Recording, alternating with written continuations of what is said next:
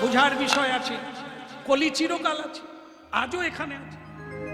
যেখানে হরিনাম হচ্ছে সে কাছাকাছি আছে, কিন্তু কখন কাকে ধরে, কলি কার কাছে যায়, কলি কোন জায়গায় যায়।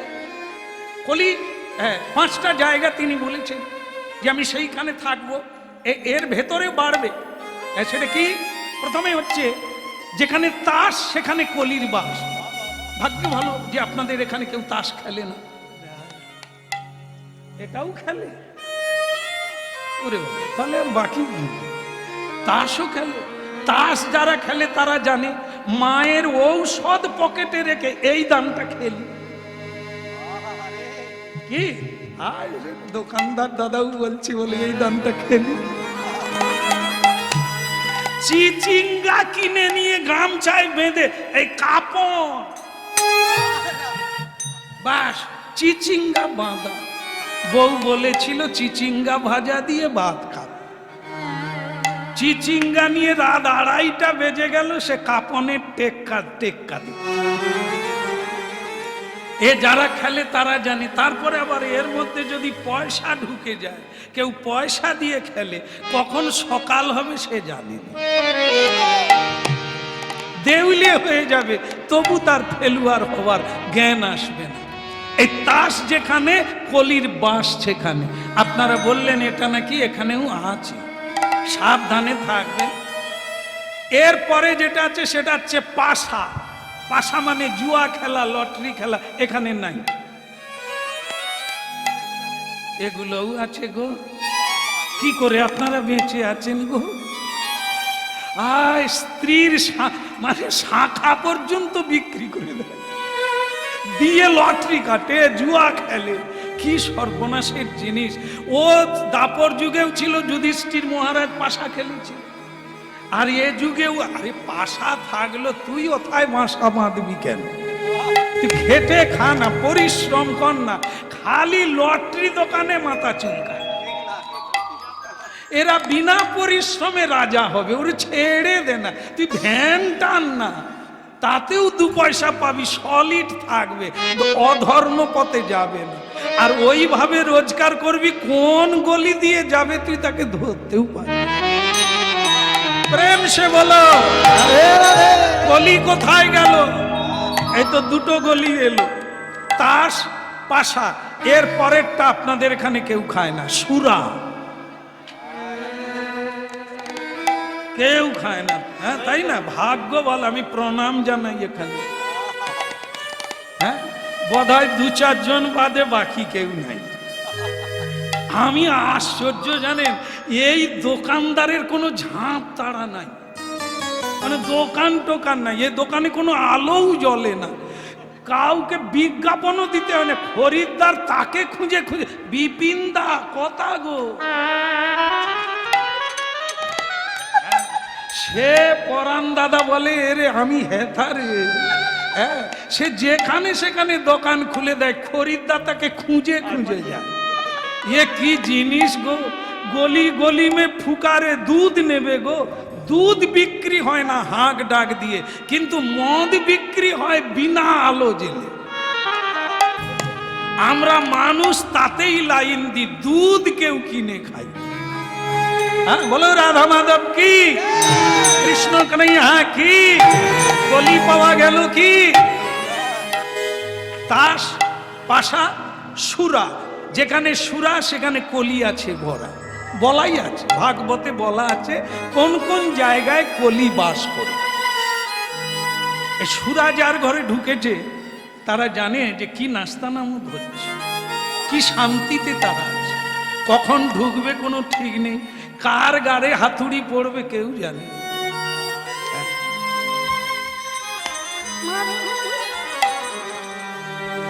ওই বেঁকে যাবে তবু এরা কথা কম কয়, কাজ বেশি করে। বলো রাধা মাধব কি।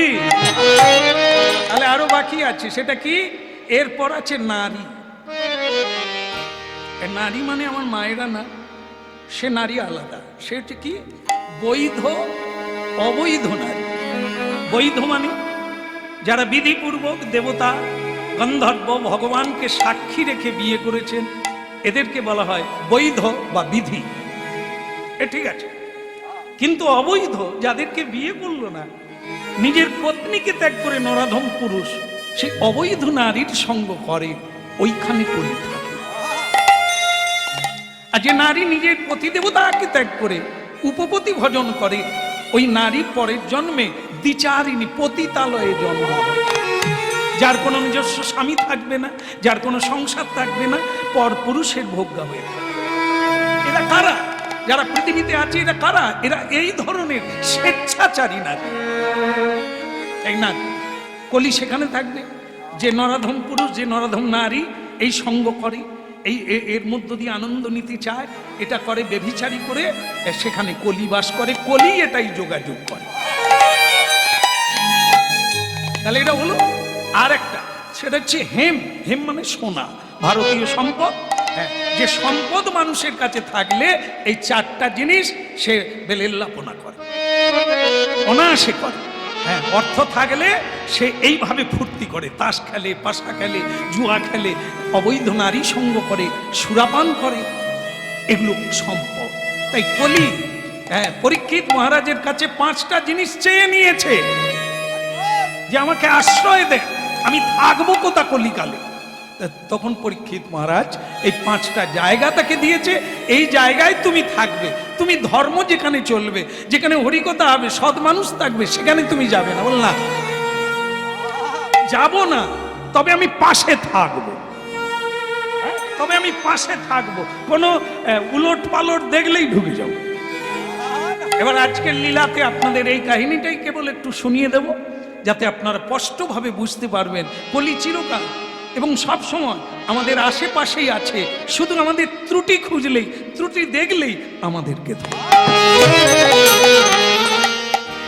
ওই কলি মর্তধামে রাগ করে এলেন, ক্রোধ করে, হিংসা করে এলেন, দেবতাকে অপমান করে মানুষের গোলায় মালা দেউলে করে ছাড়বো, না কানি চুয়ানি দেব। তুমি চেনো না আমি কে, এটা আমি, এই কলিকালের রাজা আমি। আর তোমরা আমাকে বাদ দিয়ে দেবতাদের অপমান করে আমি বিয়ে করতে যাব, সেলুন দোকানে দেরি হয়ে গেল, কিন্তু আমাকে বঞ্চিত করে বিয়ে হয়ে গেল, আমি ছেড়বো? তোমাদেরকে আমি দেউলে করে ছাড়বো। কি করলো? ওই আশেপাশে ঘুরে বেড়াতে লাগলো। নল দময়ন্তীর 12 বছর কেটে গেল, কোনো ত্রুটি খুঁজে পাচ্ছে না, কৃষ্ণ ভজন করে আর রাধা মাধবের সেবা দিয়ে জীবন যাপন করছে। রাধা কৃষ্ণ প্রাণময় যুগল কিশোর, রাধা কৃষ্ণ প্রাণময় যুগল কিশোর।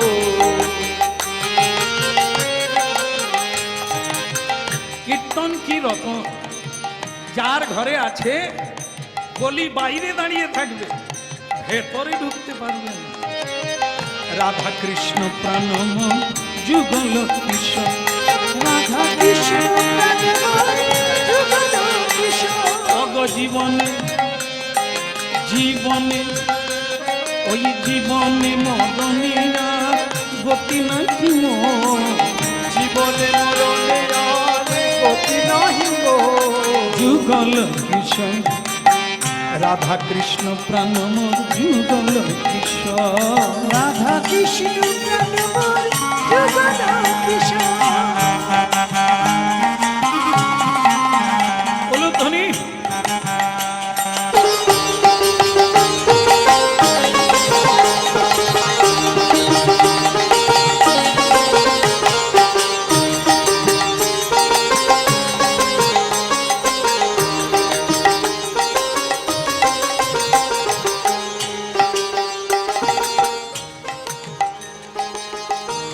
আমার ভালো লাগছে, আপনারা খুব মন দিয়ে বোঝার চেষ্টা করছেন বিষয়টা। বিষয়টি অত্যন্ত গুরুত্বপূর্ণ বিষয়। মহাভারতের কাহিনী, ত্রুটি কোথায় দেখুন। 12 বৎসর কেটে গেল, কোনো ত্রুটি পেল না। দেখুন তো এই ত্রুটি আপনারা করেন কিনা? কেন আপনাদের আমাদের আজ এই দুর্দশা? কি কলি লক্ষ্য রেখেছে? একটা ত্রুটি, একটা রাস্তা, একটা দোষ পেলেই ওর ভেতরে ঢুকবে। কি বুঝলো? 12 বৎসর অপেক্ষা করে একটা দোষ পেয়ে গেল।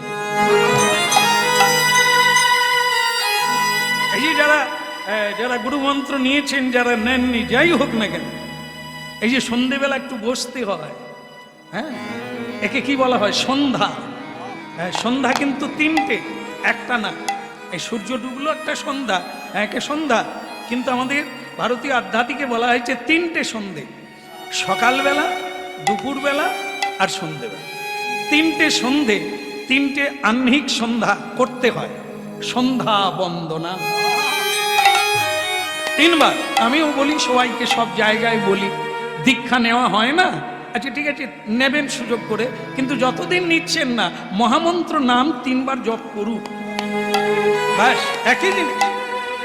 দীক্ষা নিলে তো আর কথাই নাই, কিন্তু না নিলেও নাম করুন, নামের বিকল্প নাই। সব মহাপুরুষ, সব যুগাবতার, সবাইকেই বলতে হবে এই নামের উপরে কোনো বস্তু নেই, অতএব নাম ছাড়বেন না। হ্যাঁ, আর যা করছেন করুন, যা খাচ্ছেন খান, খাওয়া দাওয়া পরে দেখবেন, হ্যাঁ, কিন্তু করুন।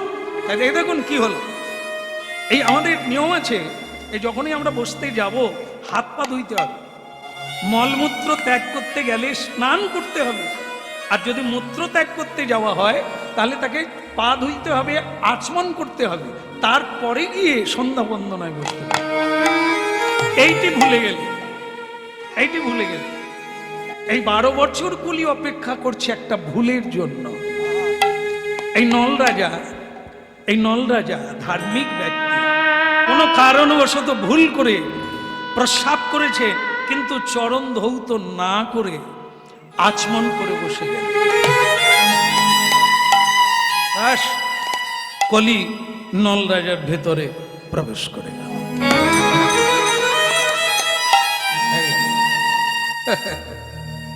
মনুষ্য জীবনটা পশু জন্তু নয়, এক উন্নত। সবার উপরে মানুষ্যত্ব, তাহার উপরে নাই।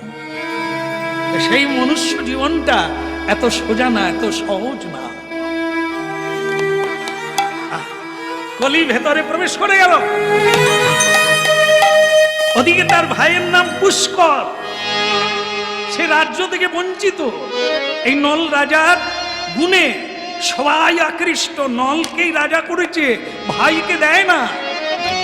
সেই ভাই এতদিন বঞ্চিত, কলি তাকে বলে দিয়েছে তুমি রাজ্য পাবে, আমি নলের ভেতরে যাচ্ছি, তুমি বলো গিয়ে পাশা খেলবো।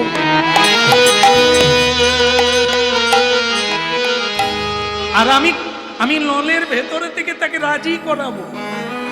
তার মানে দেখুন, কলি যার ভেতরে প্রবেশ করে তার মতামত কি, তার সিদ্ধান্ত কি, তার পথ কি, কলি তাকে করাবে। কারণ আপনার ত্রুটি পেয়ে গেছে, আপনার দোষ পেয়ে গেছে, আপনি তাকে সুযোগ দিয়েছে, তাই কলি আপনাকে না চাবে, কলি তার পথে আপনাকে পেবে।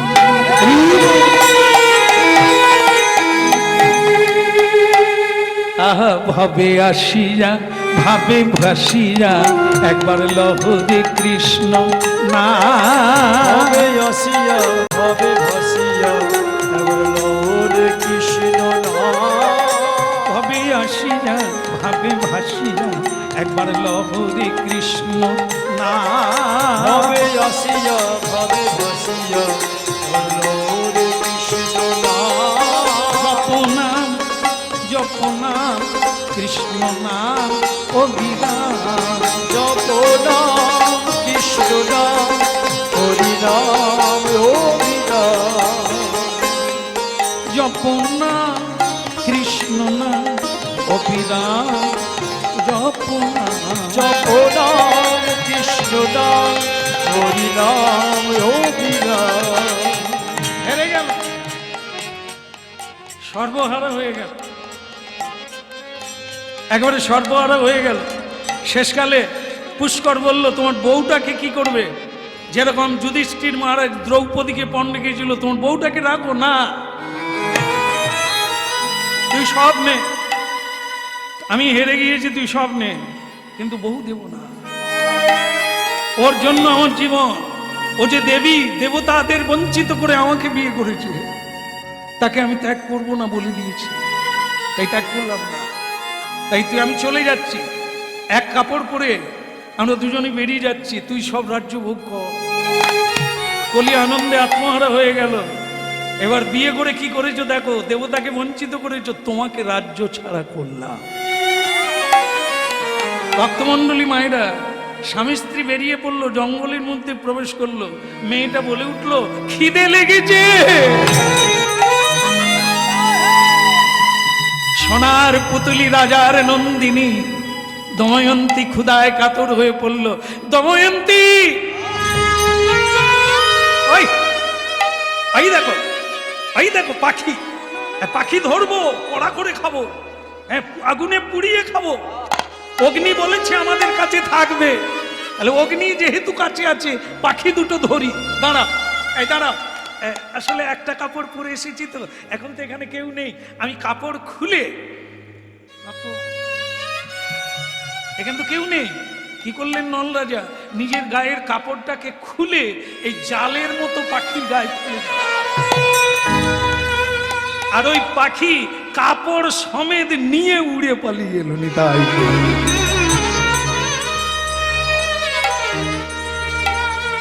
লজ্জা ঢাকার জায়গা নেই। হ্যাঁ, হি হি করে হাসছে। আকাশে উঠে কলি বলছে, নল রাজা বিয়ে করেছো? আমি সেই কলি যে সেলুনে দেরি হয়ে গেছে, আর তুমি ফড়াং করে বিয়ে করে নিলে, তোমায় ছেড়ে দেবো? দেখো নাস্তা নাও, তোমার ল্যাংটা করে ছাড়লাম, গায়ে কাপড় পর্যন্ত নেই।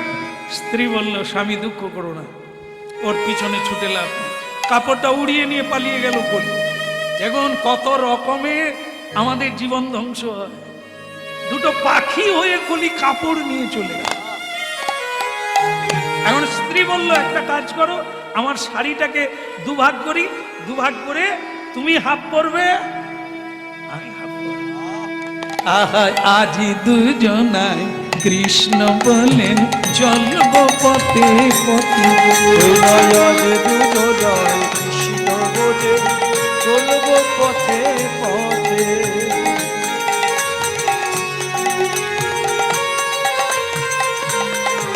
মোরা এমনি করে জনমে জনম কাঁদব কৃষ্ণ বলে। মোরা এমনি করে জনম জনম কাঁদব কৃষ্ণ বলে। আজ দুজনায় কৃষ্ণ বলে চলব পথে পথে। ওরা আজ দুজনায় কৃষ্ণ বলে চলব পথে পথে। ভক্তমণ্ডলী মায়েরা, নল বুঝতে পারলো আমি কলির পাল্লায় পড়ে গেছি, এ আমাকে ছাড়বে না। কিন্তু দময়ন্তীর এত কষ্ট সহ্য হবে না। সে বলতে চেয়েছিল তুমি বাপের বাড়ি চলে যাও, কিন্তু দময়ন্তী শোনে না। তুমি গাছতলায় থাকলে সেটাই আমার স্বর্গ, তোমাকে ছেড়ে আমি কোথাও যাব না। কিন্তু নল রাজা কি করলো জানেন? কলির প্রভাবে পড়ে রাত্রিতে মেয়েটা ঘুমিয়ে আছে, তাকে ছেড়ে দিয়ে নল পালিয়ে গেল। কারণ সে জানে যে মেয়েটা যে কোনো কারণে হোক ও বাপের বাড়ি পৌঁছে দেবে, কেউ না কেউ পৌঁছে দেবে। ও ভগবানের উপর ছেড়ে দিলাম, আর আমি একা এই দুঃখের জীবনটা আমি বয়ে বেরোবো, লড়াই করে যাব, দেখি শেষ কোথায় আছে। মোরাই এমনি করে জনম জনম চলব পথে পথে। মোরা এমনি করে জনম জনম চলব পথে পথে। আজ দুজনায় কৃষ্ণ বলে যাইব পথে পথে।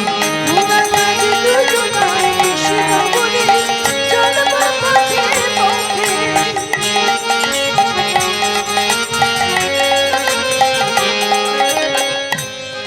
ঘটনার ঘটনা এমনি করে ভগবানের লীলা চলছে পৃথিবীতে।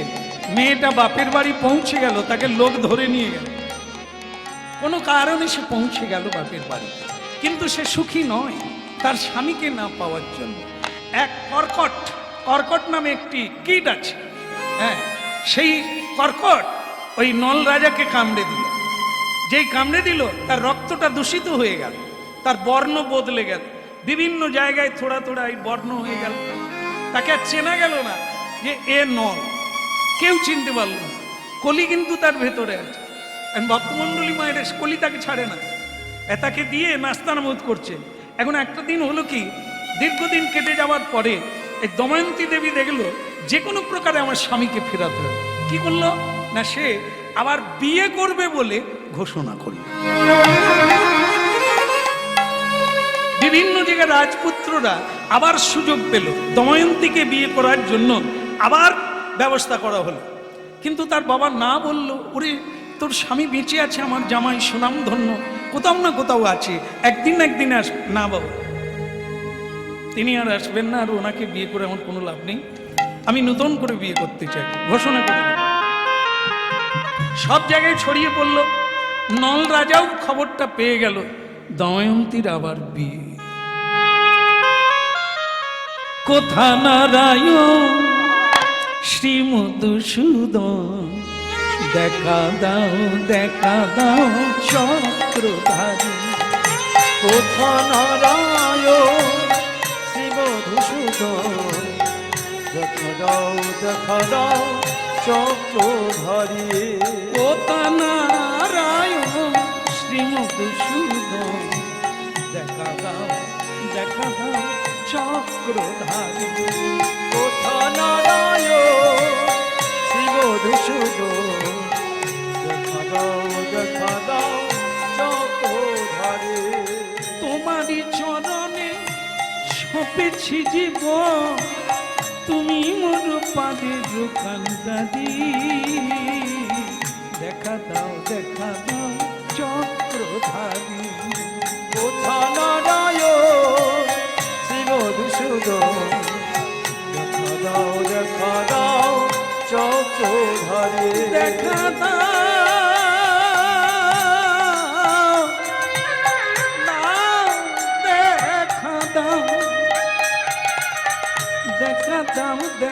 দাও চক্রধারী। কোথা নারায়ণ শ্রী মধুসূদন, দেখা দাও চক্রধারী।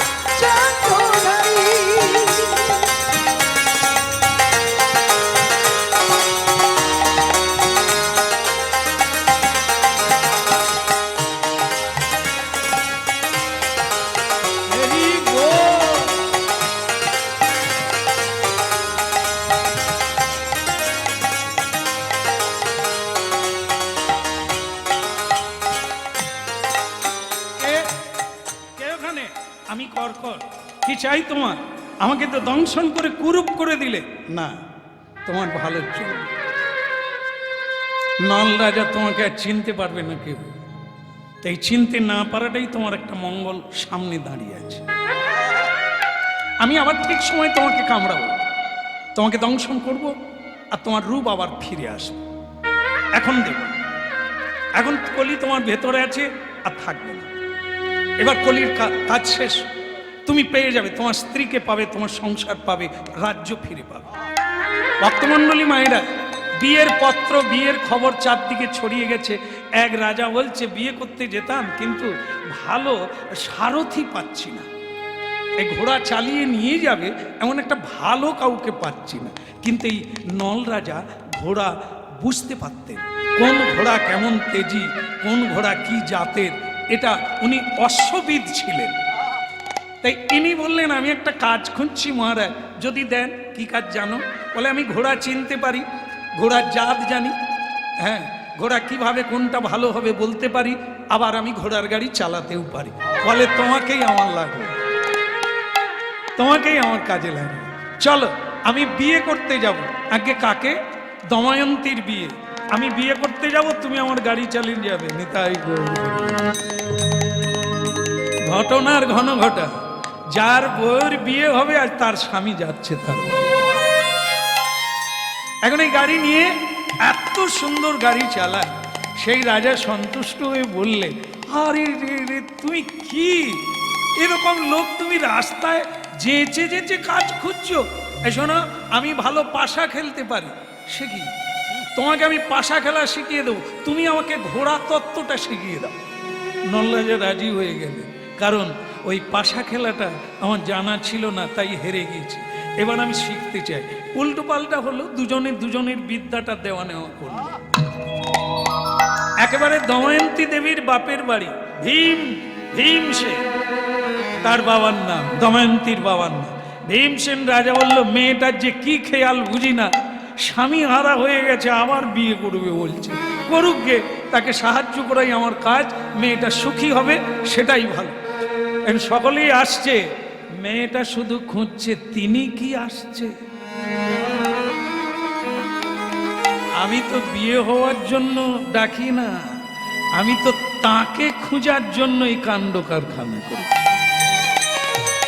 ভক্তমণ্ডলী মায়েরা, ভগবানের কৃপায় তিনি বললেন, উনি অশ্ববিত্ত, মন্ত্রীকে বললেন, মন্ত্রী অশ্বশালায় গিয়ে দেখো যেসব রাজাদের অশ্ব ওখানে রাখা আছে তার মধ্যে এমন কোন লোক আছে যিনি অশ্বতত্ত্ববিদ। এই কথা শুনে মন্ত্রী ঘোড়াশালায় গিয়ে বললে, এখানে কেউ কি ঘোড়া তত্ত্ববিদ আছো? তখন নল রাজা বললেন, কেন মায়না বাড়বে, কোনো কাজ আছে? বলে, হ্যাঁ হ্যাঁ, তুমি পারো? বলে, আমি বলে দিতে পারি, রগ দেখে বলে দিতে পারি, ঘোড়া কদিন বাঁচবে, কত টানতে পারবে, কার সঙ্গে কাজ যোগ করলে হবে, কি লক্ষণ আমি সব জানি। বলে, চলো, আমাদের রাজকন্যা তোমাকে ডাকছি। তো তাকে তো চেনা যাবে না, ওই যে কর্কট কামড়ে দিয়েছে না, সে তো একেবারে উঁচ কুঁচ এদিক ওদিক হয়ে আছে, রং বদলে গেছে। তাই সেই নল দেবতা কিংবা নল রাজা পৌঁছে গেল অন্তঃপুরে।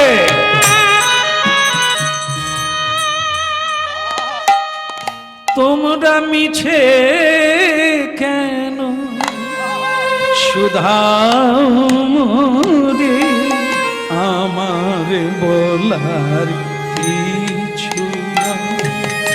মিছে কেন শুধাও মোরে, আমার বলার কিছু।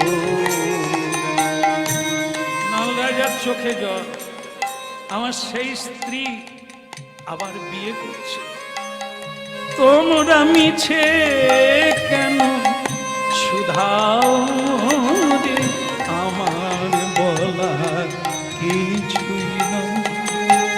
মিছে কেন শুধাও মোরে, আমার বলার কিছুই না। যে যা করে করাই তিনি, যে যা করে করাই তিনি, সে তো সবার বুকে রয়, আমার বলা কিছু নয়। তোমরা মিছে কেন শুধাও রে, আমার বলা কিছু নয়।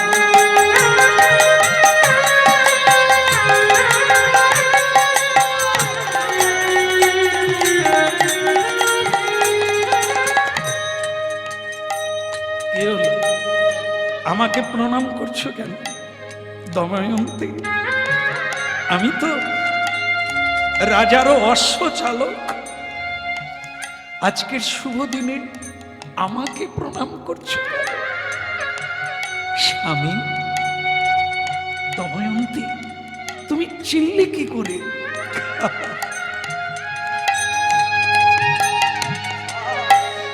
যে মেয়েটা বিয়ের দিনে দেবতাদের চিনে ফেললো, সে কি তোমায় ভুলে গেল?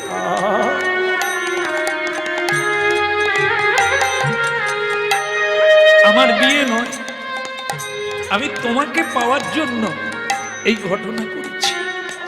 ভগবান কল্পতরু কারো ইচ্ছা অপূর্ণ রাখেন না স্বামী, তাই তোমাকে আবার আমার কাছে ফিরিয়ে দিয়েছে। আমি ভগবানের জয় করি।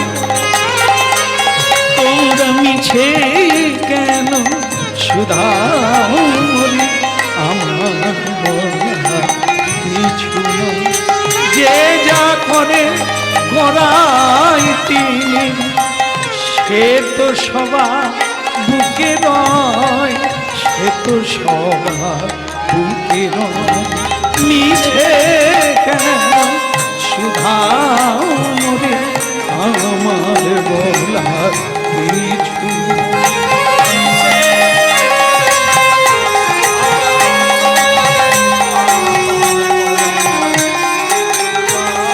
কর্কট ভাই, কর্কট মহারাজ, আমি এসে গেছি। আমি জানি এই আপনার শুভক্ষণ। আবার কর্কট দংশন করলো, সব বিষ টেনে নিল, কলি পালিয়ে গেল, চিৎকার করে কলি বেরিয়ে গেল।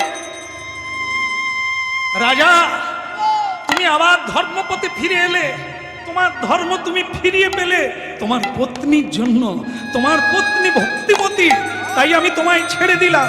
তবে আমি আবার অপেক্ষা করব, তোমাকে আবার যদি কোনোদিন ভক্তমণ্ডলী মায়েরা মিলন হলো। আমরা যেখান থেকে গিয়েছি সেই জায়গায় ফিরে গেলাম। এটা কি এই কাহিনী, এই ঘটনা এতক্ষণ বৃহত্তর মহর্ষি এই পঞ্চ পাণ্ডবকে বললে, শুনলে তো মহারাজ, তোমার চেয়েও দুঃখী পৃথিবীতে আছে। তাই দুঃখ আর সুখটা বড় কথা নয়, ধর্মকে ধরে রাখো, সত্যকে ধরে রাখো, হরি চিন্তা করো, হরি নাম কীর্তন করো, জয় করো। সবার মঙ্গল কামনা করি। আজকে এই পর্যন্ত, আগামী দিনে আরো কীর্তন